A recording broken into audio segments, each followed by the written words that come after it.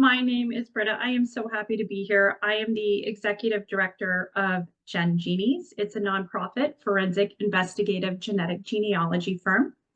We're probably going to have a mixed audience of seasoned practitioners, newbies, and hobbyists in online today. And for the latter, no, I will be presenting general information of a very new industry, and some of the words or concepts may be new to you. So jot your questions down for the Q&A after the talk, and I'm going to be happy to answer them.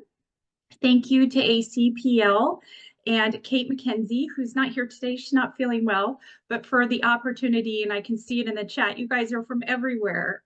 So we can come from everywhere, all levels and knowledge, to talk about IGG in a forum where we can learn, ask questions, and engage in what it may be to prove the most important DNA tool to come to recent light in a forensic way. I hope you find some value in me simply sharing what I've learned over the last 4 years. I love to educate through storytelling, so relax, and I hope you enjoy. My dad gave me a quote: "The present contains nothing more than the past, and what is found in the effect was already in the cause." Before we get started, I know that we're going through a library in Indiana, and very near and dear to my heart is this talk is going to be dedicated to Aaron Grammer. Aaron Grammer is an Indiana State Police, was a Indiana State Police forensic biologist and genetic genealogist. We studied together at Ramapo's IGG certificate program, and as team members, we did produce a candidate lead in an UHR case, which was just confirmed by DNA and will be made public shortly. We did not know she had been battling cancer the last 5 years or so, and in her last email to me the day before she passed away, she wrote, "I'm hoping to begin some actual genealogy soon." Erin was not presented the opportunity to continue down this path in this industry, so I want her to know that us in the ISP will be picking up the baton from here to teach the public, and in her honor, let's resolve some cases by doing some actual genealogy. Okay, so that's a big definition for our firm, a nonprofit forensic investigative genetic genealogy firm. So let's break this down a little bit word for word to really try to figure out what we're talking about here. We're a nonprofit. Basically, we're going to be a financial mechanism to be paid by those who can afford it and pass monies along to families and the law enforcement agencies that don't necessarily have the lab fees and the upload fees. I'd also like to pay these people, the IGG practitioners. When we all graduate, there's nowhere to go. So GenGenies is also going to be a place where hopefully people will be paid in the future, because they're considered, as far as I'm concerned, for forensic crime analyst. All right, forensics. These are techniques used in connection with the detection of a crime. Then we have investigative, intensive inquiries into seeking or exposing justice or miscarriage of justice, truths or untruths. And finally, genetic genealogy. You'll hear me use a lot of acronyms. The one that I may use the most is DTC. That means it is a direct-to-consumer DNA test that I'm talking about, for instance, Ancestry or 23andMe.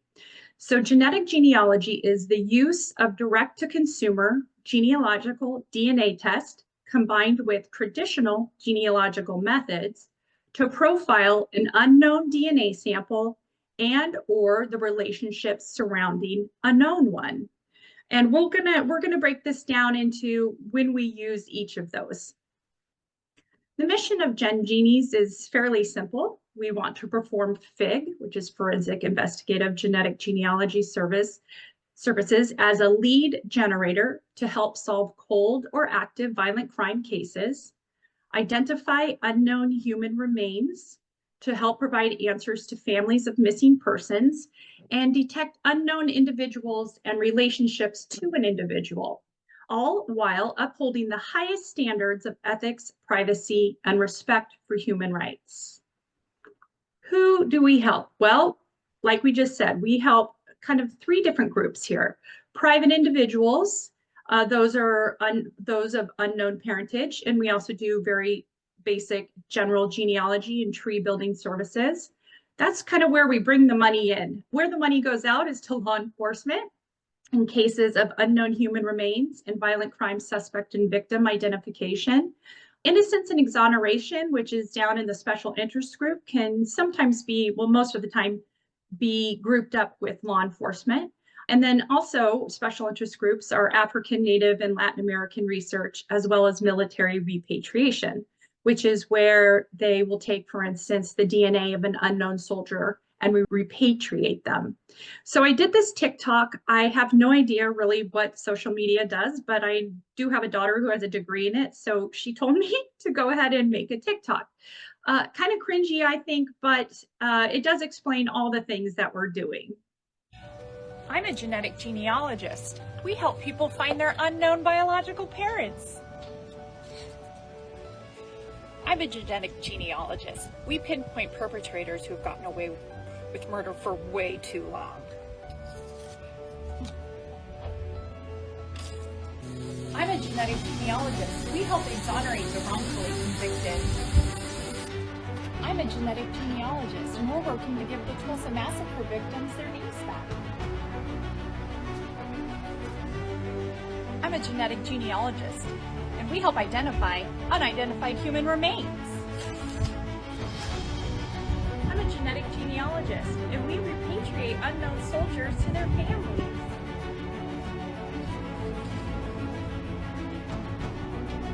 I'm a genetic genealogist, and I'm going to let you know you're probably actually not Native American.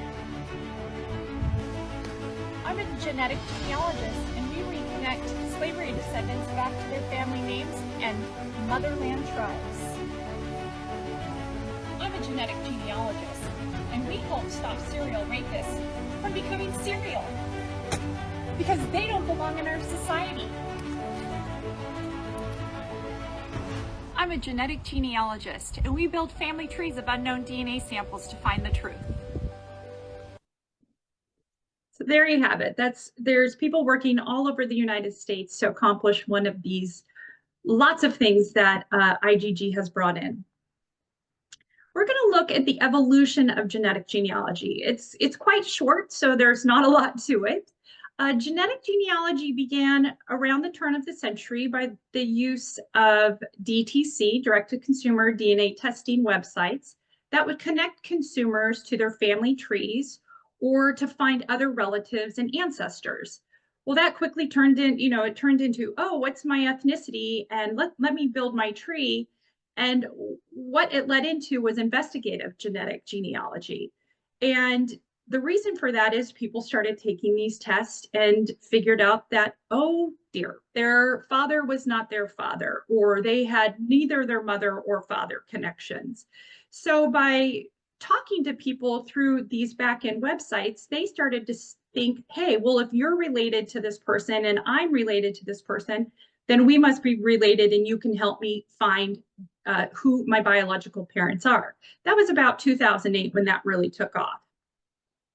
It kind of led into forensic investigative genetic genealogy using by two things. If people were thinking, if we can identify the parent of a known suspect or a known participant tester, can't we figure out who an unidentified tester could be? And that's where it led into forensic. And the story behind it is kind of cool. Barbara Rae-Venter, she's the one who helped solve the Golden State Killer. We're going to talk a little bit more about her. But the evolution going from unknown parentage into a forensic place kind of happened through her experience. It was a quasi-IGG unknown parentage case. In 2015, Barbara Rae-Venter was helping investigators identify a kidnapped woman named Lisa. They were trying to help her identify her biological mother. Through the IGG work, she discovered her birth name was actually Dawn Beaudin, and her mother was Denise Beaudin. Well, Denise has been missing for decades, and she also found out through this process that her father was not her biological father. He was actually her kidnapper. So we pretty much have concluded, and you guys can look it up online too, but he had many aliases. He was eventually linked to a series of murders in New Hampshire known as the Bear Brook murders and identified as Terry Rasmussen. How this became about is it kind of went from solving for a mother into a forensic place. And so my talk from here on out is we're gonna kind of work that way. We'll work through an unknown parentage case, and then we're gonna apply it towards some case studies of FIG. Okay, and that's the other thing. You'll hear me say IGG and FIG, and even though there's a subtle difference between the two, I use them interchangeably. First thing we've got to get clear here is that in the DTC databases, which ones can be used for which. So if I were to go up here, I can see these top three is where most people test. These three can be used for general genealogy and unknown parentage cases, but law enforcement and associated agencies working those violent crime or UHR cases can only use these three down here. They may not use these ones up here, although some have, and that's where the ethics comes in, but that's not for right now. So they're allowed to use, law enforcement has access to use GenMatch, Family Tree DNA, and one that's kind of came on the board, CC Moore is starting off, is DNAjustice.org. Now, anyone who has taken a test at these databases here can upload to these three for free. However, law enforcement's access to them, and you have to opt in. That's really important. You have to opt into law enforcement if you would like to be a person that participates in that. However, for law enforcement to access what we call match lists, it does cost them money. At GenMatch, their upload fee for law enforcement is $1,000. At Family Tree DNA, it's $1,400. But at DNAjustice.org, which is a nonprofit, it is free of charge for law enforcement to access. So that one is, we're still building it up. So when you go, if you want to upload for law enforcement purposes, it's free to you, but know that there are general costs involved for law enforcement. We're going to begin with unknown parentage case. So the vision of GenGenies for individuals of unknown parentage, those are people who have non-parental events. Surprise, my father is not my father, and those of known adoption. We believe it is one's basic human right to know from whom they come. If we can help provide any such knowledge to someone else, we will do all we can to do that. The next slide right here is going to be a little overwhelming. We will be breaking this down just due to time, but this is just a few of the steps that we have to go to in order to solve an unknown parentage case. And sometimes they're not solvable. We run into a lot of roadblocks. So let's just quickly kind of go through these, and then we're going to take a look at a case study of one of my unknown parentage clients. So first, the tester is required to have taken a test from Ancestry or 23andMe or MyHeritage from wherever. We're going to ask the tester for their personal story of the circumstances surrounding their birth. We're going to document any adoption info. That's usually by way of non-identifying information given to adoptive parents regarding the biological parents, minus their names, physical characteristics, perhaps their where they worked, their age, that kind of thing. We have the tester share their DNA results and match lists with us, the IGG practitioner. We're going to take a soft look at ethnicity estimates and inheritance patterns. Points us in a direction. If we were solving for both parents, this may come into play. If we're solving for one, it will usually come into play, but it just points us in a direction. Ancestry.com separates our matches into parent sides and cluster groups for us, which is really nice. We're going to do ancestral research, building the trees back of the matches we choose to group. We're going to try to find where they connect, which is called a most recent common ancestor. And finally, we're going to build those trees forward from that common ancestor. That's called descendancy research. Hopefully, between two sides, we locate a union couple where those separate sides of the grandparents come together. And finally, our candidate or our parent should be a descendant of that union couple. This is going to be a little bit easier to understand visually, which is coming up next. Finally, when we've identified possible candidates, we're going to research their age and location, making sure that they were at an age to produce a baby and also at the right location of the tester's conception to support our hypothesis. In the match tree, we were going to throw in a little bit of math and confirm relationships probabilities, all calculate correctly. And finally, it's up to the tester. They may require or want verbal confirmation and pursue their case that way, but that is up to the tester. All right, what does this look like? I have a great friend. Her name is Lisa. She was the first grade teacher of all of my children. And once I started jumping into this, she said, hey, I'm adopted. I want to know. So let's see, steps 1 through 4. Lisa was 57 when she came to us. She was adopted at birth by a wonderful couple, had a great upbringing, and has 2 children of her own. She has never seen any picture of anyone who looks like her, and she was told by her adoptive parents that her biological parents very much loved each other, but at the time were not in a position to keep her. She was born in California in 1966. However, we had the hospital information where she was born, but we could not find the record of her birth in the California Birth Index matching the parameters, nor did she have any non-identified information paperwork either, which kind of leaves an adoptee with nothing. So that's steps 1 through 4. She tested at Ancestry. She understood her circumstances at birth. She gave us any adoption info, which she didn't have.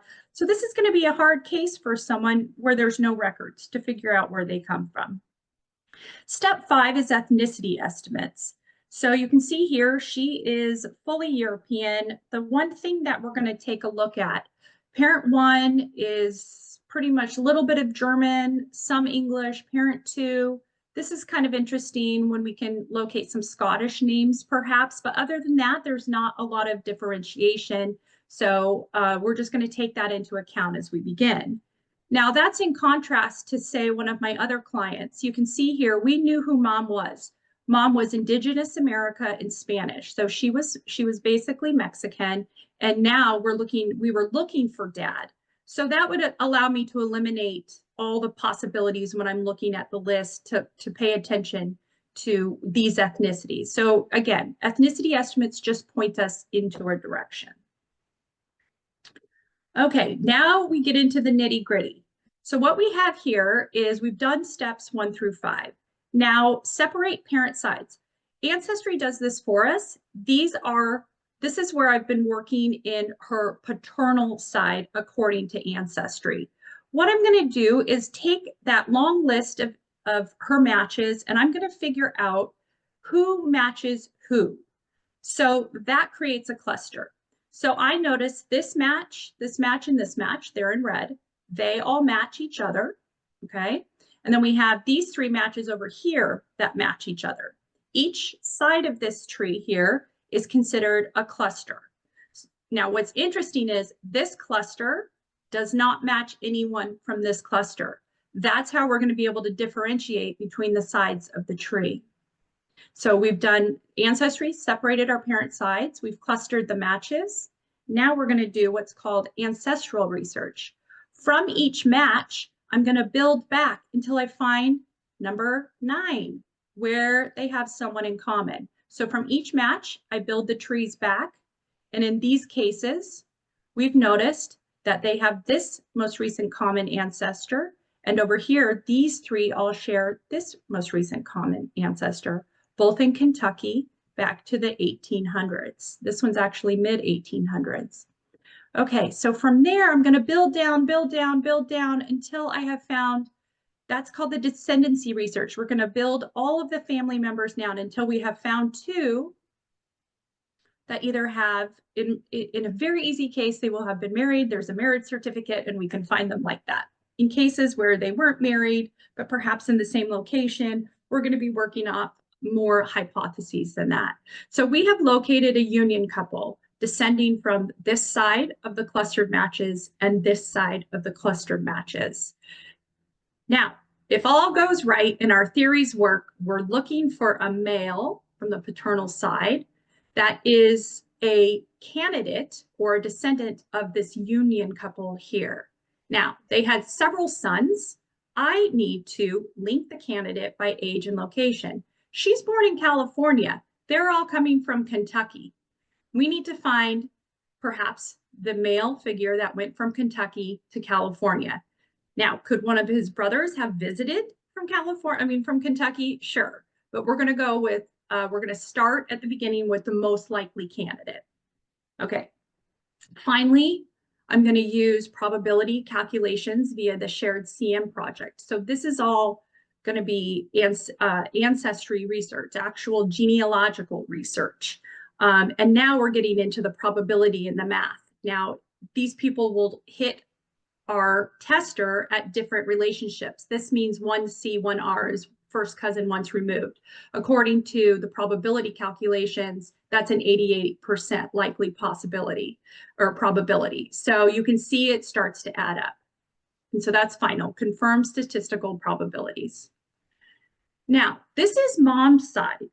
What's important about this, we're not going to go through it step by step, but what is important about this is the number of CMs. That means back here, these are really high CMs. CM stands for centimorgan. The higher the number of centimorgans, the more closely they are related. So I really only had to go back to, this is parent, grandparent, first great grandparent.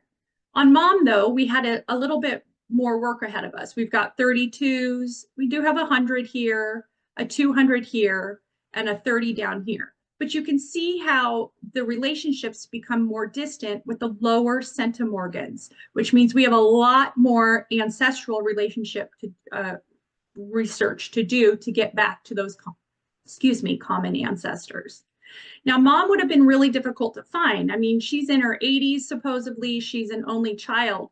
So what was really helpful was that Lisa and us, we were shocked to see that her birth parents are actually still married. They're in their mid to late 80s. And that's why I'm only going to have portions of their faces shown here instead of the whole face.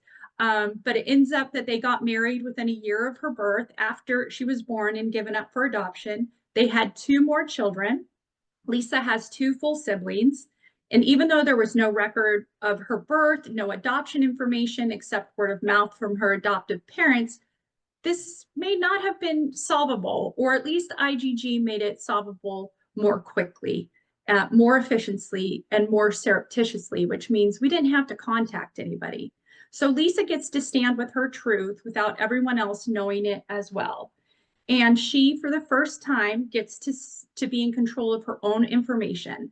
So you can see here where we go from all the numbers and the research and the graphs and the ancestry, genealogical research, we can actually put photos to that. Okay, we're going to shift over. So it's through that process that we can apply to law enforcement. So she is a known sample. We were able to solve for the relationship surrounding her. Where we kind of swap that is the DNA sample is unknown, and we're going to be using the relationships surrounding the unknown DNA sample to work with law enforcement. Okay, moving from unknown parentage into how IGG works with law enforcement, our vision is that as trust in the newest forensic DNA tool available to law enforcement fortifies, GenGenies will be a hub where private and government crime fighters meet teams of practitioners and donors to get cases solved, the lost found, the innocent exonerated, and the truths told. And this is by way of creating candidate leads or reference testers. So remember a few steps to solving an unknown parentage case.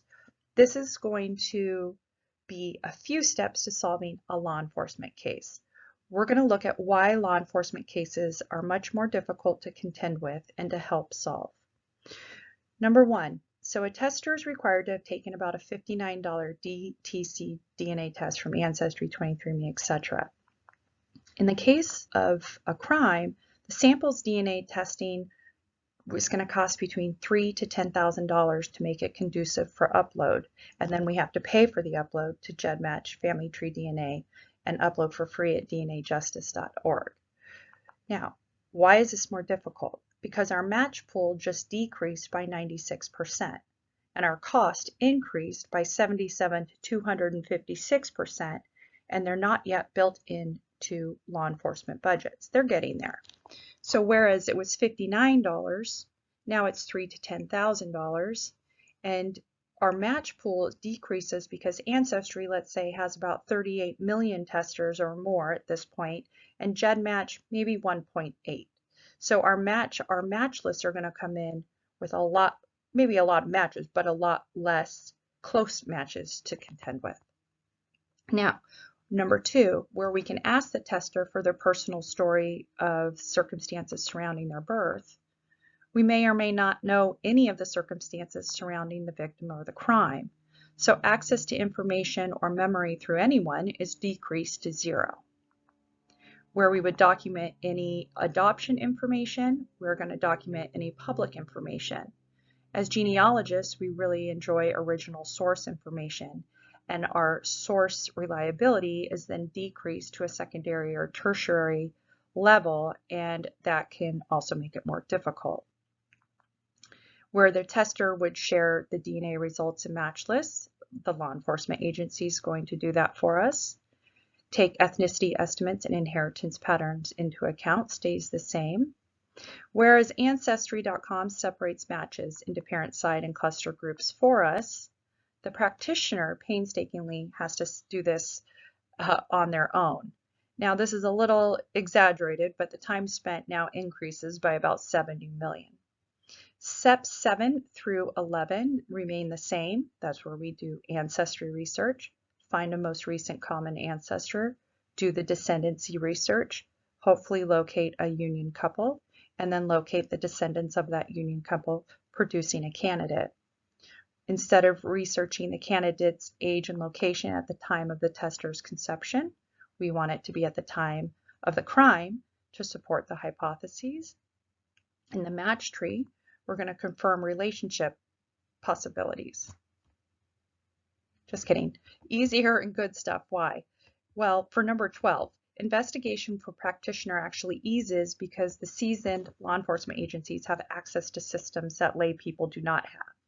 Now we can move on to number 13. We're still going to confirm relationship probabilities, and this is easier or confirmatory because at least math remains constant in all of this variable information that we put together as IGG practitioners. Whereas it may require, according to an adoptee who wants to pursue anything, we are going to follow the DOJ guideline to require confirmation STR DNA testing, and this is good, and why it's called a lead. We're going to take a look here at an unidentified human remains case to start us off, and for there we're going to visit Pima County, Office of the Medical Examiner. Unknown human remains in the U.S. According to the U.S. Bureau of Justice Assistance, it is estimated that 4,400 unidentified bodies are recovered each year, with approximately 40,000 remaining unidentified at any given time. That's a lot. Pima County has 1,427 unidentified human remains uploaded to NamUs from their county alone. NamUs, developed around 2007, is a free national centralized repository and resource center for locating and identifying missing persons, unidentified human remains, and repatriating unclaimed persons. They have assisted in resolving over 46,600 cases thus far. I was so excited that I got to visit Dr. Bruce Anderson, who's a forensic anthropologist there, and he was so kind in taking time to show me around, and he's also given me permission to share the short video of our visit.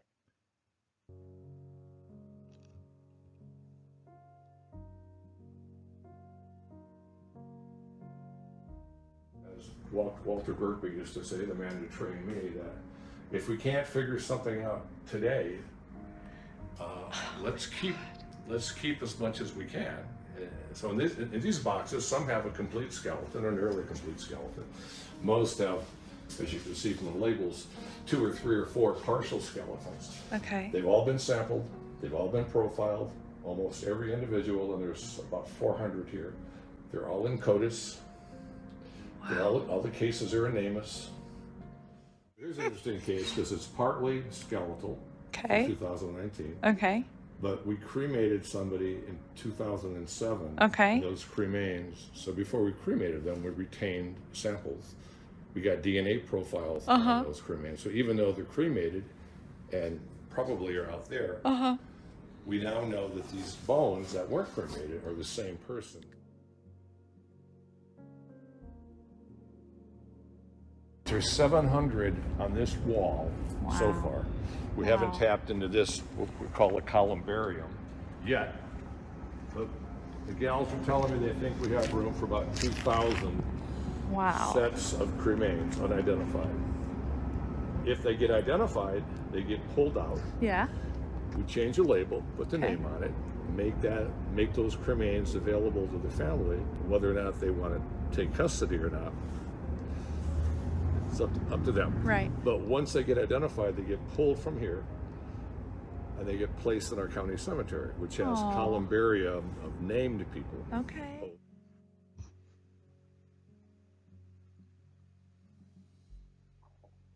And we really do thank you, Pima. And Pima County OME has graciously allowed so many FIG firms to step in and help them in their quest to identify their UHRs. They face what many other law enforcement and medical examiner offices do, which is a lack of funding for the outside lab fees and upload fees to run the specific SNP DNA test needed for genealogical research. So firms will crowdfund or raise money to help agencies like PCOME pay for these expenses, and GenGenies has set out to do that as well. Again, would Vernon, Arizona, John Doe, 2008, have ever been able to be identified as Lawrence Edward Knobloch Rockefeller? Probably not, but he is one of 14 cases solved thus far, with PCOME opening up the fundraising and work to be done in solving the UHR, the abundant UHRs there. DNA Hawkshaw Genetic Genealogy was the IGG firm that produced the lead with Brian Bailey. The lab who performed the SNP testing was Intermountain Forensics. They are now DNA Labs International. Okay, so let's turn our attention to see how IGG or FIG can help law enforcement agencies in the identification of victims or suspects of a violent crime or an unknown DNA sample.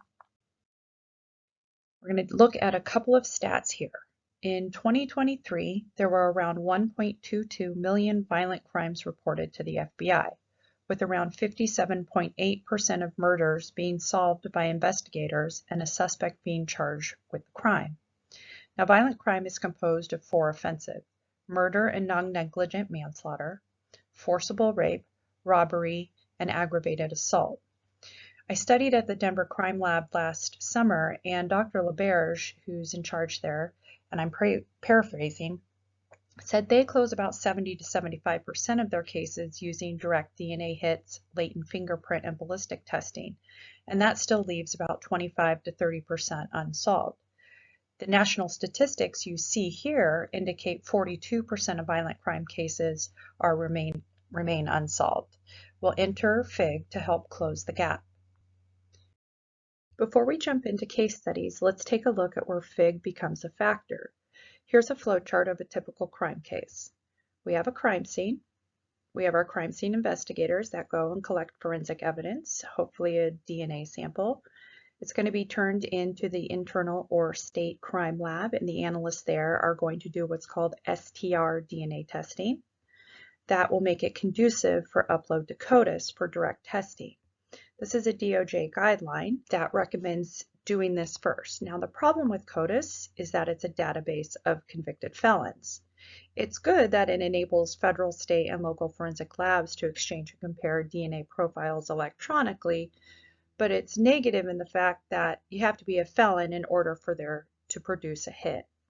If there is a positive hit in CODIS, we can return to the family the UHR, or we can go try to find the perpetrator. Often, though, there are no hits in CODIS, so they don't know who to get immediately, and the case may go cold.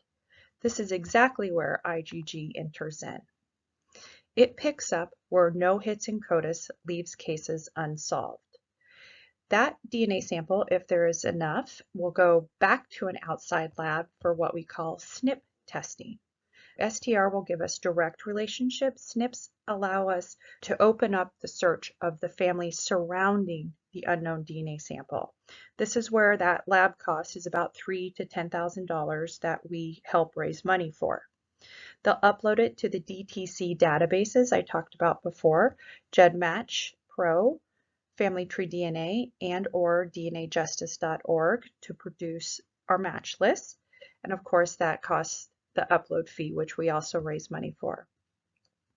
IGG picks up where the sample was entered into CODIS and produced no hits. Now that we're working within DOJ guidelines and can upload to the public databases of users who would like to help law enforcement and have terms and conditions in place to assist law enforcement, the IGG people, practitioners, get to work, and we are going to create leads and or reference testers. So if a suspect is found in our research, we turn that over to law enforcement. If no suspect is found, but we've narrowed down to specific surnames and or a family, we can recommend reference testers and home in the law enforcement's investigation. Let's say we're really confident we found the suspect. Law enforcement will still need to do direct testing on that person. They decide whether to ask them directly or to obtain it secretly. That is why it's critical we understand our job is to create leads only. We can claim that we have solved it once law enforcement has proven it with direct testing that would be qualified in court. Prosecutors then have the decision to bring it to court and put them away. Now, remember when I told you about Barbara Ray, Venter, and Lisa? After she helped solve her identity, she was invited by Paul Halls at the Contra Costa Sheriff's Department to review the case that put FIG on the radar.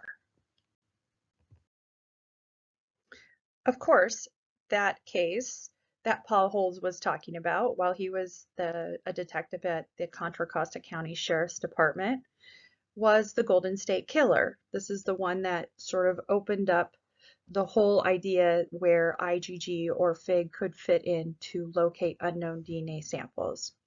They ended up pinpointing Joseph James DeAngelo.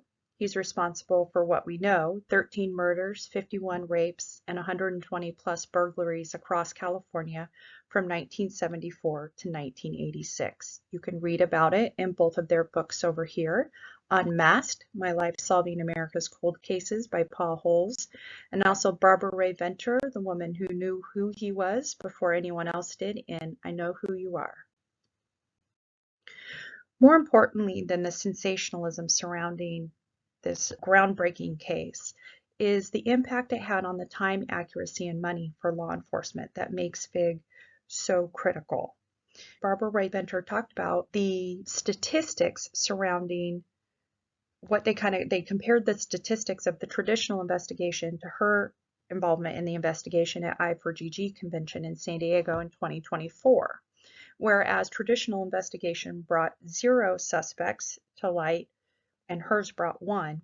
This is just kind of the impact of the efficiency that IGG can bring to a case. Traditional investigation, there were about 15 agencies involved. In genetic genealogy, I'm going to call it IGG, there's 1, Contra Costa. Roughly 650 detectives and special agents were involved, whereas Barbara and her 5 volunteers, 6 total, were involved on the IGG side.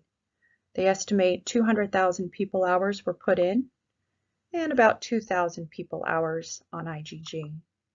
8,000 people were put under surveillance, whereas 0 for IGG. Traditionally, and throughout the investigation, 300 people were tested for their DNA to rule them out. We did not need to do that in this case, or Barbara Ray did not need to do that in this case. She kind of got directly to the person. Roughly $10 million was spent, where the upload fee at the time was $217, and because it was a volunteer situation, there was no payments there. And it took 44 years with 0 suspects, and in 63 days, Barbara Ray and her team came up with 1, who was eventually confirmed through SDR serotypic testing. Let's look at the cost of not doing IGG. So I posted these stats on our GenGenies social media platform, and to my surprise and awe, a GSK victim responded, and we'll just take it from her.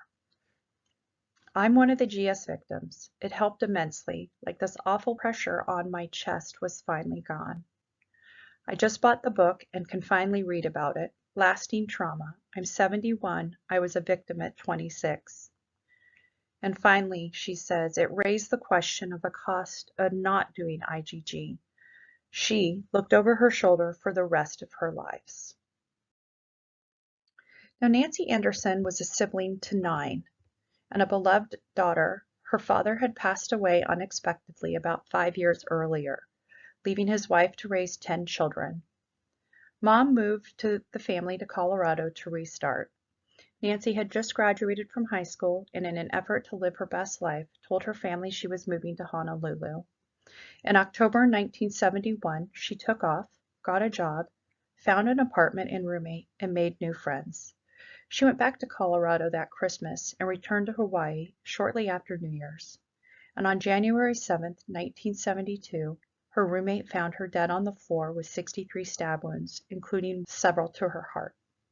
Simultaneously in Colorado, and as Jack Anderson, her brother, writes in his book, you can see here, The Brittle Riddle, that her portrait hanging on the wall of the living room, that all of her family was seated in together, came crashing to the floor, glass broken. Jack reached out to Cece Moore, who graciously created the candidate lead that pointed to Tudor Chirilla, a former Deputy Nevada Attorney General. She finally got justice 50 years later. He was hermit-like, so they could not get his DNA directly, but they did turn to his son, who eventually volunteered his DNA through that STR familial searching, and that is how Chirilla was linked to the crime. He died while in custody awaiting trial. All proceeds of the book he wrote, The Brittle Riddle, go to DNAjustice.org. This is a picture of Nancy, her perpetrator, her murderer, her siblings, and the book that you can read from her brother. What I want to elaborate on here is that we can say this, but I think that Jack himself, and this was at I4GG in 2024 as well, says it best himself, the impact that it has on the families. When Nancy's glass-covered photo fell and crashed on the floor, it literally landed at my feet. The brittle element of glass in the mystery of Nancy's murder became a catalyst for a resolve that eventually resulted in a book that I wrote. It's called The Brittle Riddle. It's a story of our family's journey in justice with many twists and turns. By the way, as a family, we decided all proceeds from the sales of this book will go to DNA Justice. It's our small way of saying thank you. To all of you in this field of investigative genetic genealogy, you are the new superheroes of our age. You are finding these witches who are hiding in plain sight. It is extremely encouraging to know that there is an ever-growing army of warriors out there fighting this battle, fighting for families like ours and victims like Nancy's. It seems to us that after decades, no, since the beginning of time, the scales of justice has finally tilted in the right direction in finding answers to these difficult questions. We are astounded, overwhelmed, and grateful beyond words for what Cece has done for us. She is the true superhero in our story. From the bottom of our hearts, thank you, Cece. And may God bless all of you working to be the superheroes in other families' lives like ours. Thank you. It gets me teared up every time. Okay, so far we've studied how FIG can identify people. Just as important is clearing people who have been wrongfully convicted of a crime. To exemplify this, we're going to look into the innocence and exoneration of the wrongfully convicted Vince brothers, who were just recently the third and fourth known IGG exonerees in history. The Great North Innocence Project took a look into the brothers in the case of Sandra Leeson in Green Bay, Wisconsin in 1987. They were wrongfully convicted for almost 25 years based off of 3 things: no forensic evidence, cellmate claims that one confessed to her murder in his sleep, and then a false confession during the interrogation into this claim. So the Great North Innocent Project brought it to students at Ramapo College IGG certificate program. The lab who processed the SNP testing of the unknown DNA found at the murder scene was Bodhi Technology. Once it got into the students' hands at Ramapo College, in 2 days a lead was produced, exonerating Robert and David Bentz. The lead was then confirmed shortly after they exhumed the body of who it did point to, and direct DNA testing of the real suspect was confirmed. Here they are being released after 25 years, and now they are fighting for a little bit more than the $25,000 that Wisconsin will give a person who was wrongfully convicted. We're evening the playing field, putting away the bad and exonerating the innocent. Now there's a lot of people and a lot of roles that go into helping. Here you'll see the Idaho 4. That's a current case where you can follow how IGG led directly to Brian Kohberger's DNA at the scene. It's still an alleged case, but they're included in these pictures along with Nancy, the Bentz brothers, and our UHR down here. There's a lot of people involved. We've got law enforcement agencies and medical examiners, internal crime labs, private labs, a lot of scientists going on, the crime scene techs who have to do an impeccable job of keeping things as clean as possible. We kind of sit up here. GenGenies are an IGG practitioner firm, and we are, along with crime analysts, for instance, someone who would do fingerprinting or cell phone triangulation. Where the public fits in is right here, the donor. So there's a lack of funding for IGG. It's still trying to be incorporated and trusted into crime solving protocol. So that's where GenGenies becomes the nonprofit. The public can give funds, get the write-off. GenGenies does the work typically for pro bono, but we can go ahead and start participating where these cold cases left off. Because we're in Indiana, here where I live, the San Diego Sheriff's Department has in-house FIG practitioners, and they've been stable since about 2018. This is not usual as positions depend on budgets. Indiana State Police, however, made it a point to bring FIG front and center to their crime-solving operations and hired their first in-house forensic genealogist in December, Bradley Marchand. Due to time, I'm not going to play the video, but there is a link on your handout you can access to learn more about this exciting step they're doing for their state. I believe he's the 6th internal FIG person hired in the nation, and he's already solved several, and you can take a look at what they're solving over there. Pretty cool. One of them is Ricky Devon McLatcher. On October 23rd, 1986, a woman driving near Howe, Indiana, stopped and got out of her car to move something out of the road.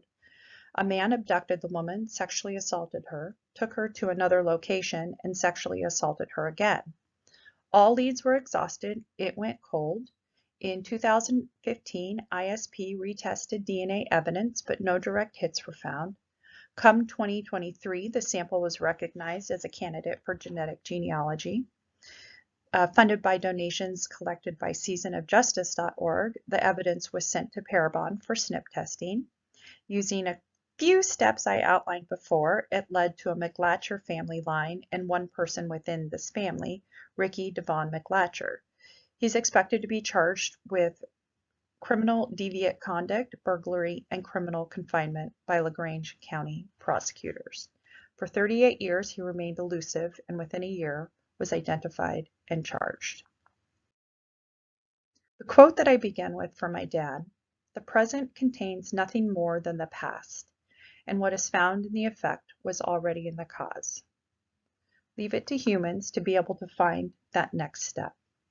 Previously, where untruths and tragic circumstances were the cause, IGG, GenGenies, and Justice have become the effect amongst the other FIG practitioners, and we are so excited to join the crew."